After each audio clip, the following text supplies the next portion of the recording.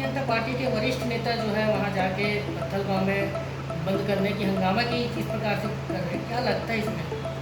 देखिए, भारतीय जनता पार्टी पत्थल गाँव के मामले में लाशों पर राजनीति करती है। पत्थल गाँव की घटना एक दुर्घटना थी। जिस प्रकार से वहाँ पे 2 गांजा तस्करों ने जुलूस के ऊपर में वाहन चलाया और उन गांजा तस्करों का जो रिश्तेदारी सामने आ रही, सिंगरौली के गांजा तस्कर सिंगरौली के लोग थे और उसकी माँ भारतीय जनता पार्टी की नेत्री है, ऐसा भी बताया जाता है। तो सारी चीज़ों की जांच होनी चाहिए ताकि वस्तुस्थिति खुल के सामने आए।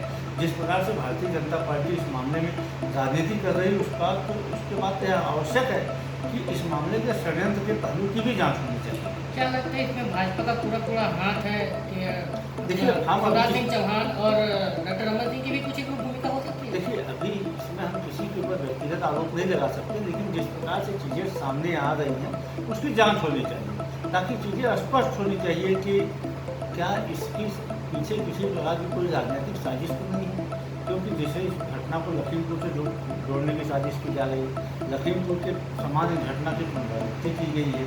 इस घटना में जो शामिल व्यक्ति है उसका भारतीय जनता पार्टी का कनेक्शन भी सामने आ रहा है। तो क्या इस घटना को साजिशन अंजाम तो नहीं दिया गया है? इसकी जांच जरूरी है। भाजपा के पास तो कोई मुद्दा नहीं है कांग्रेस को घेरने के लिए।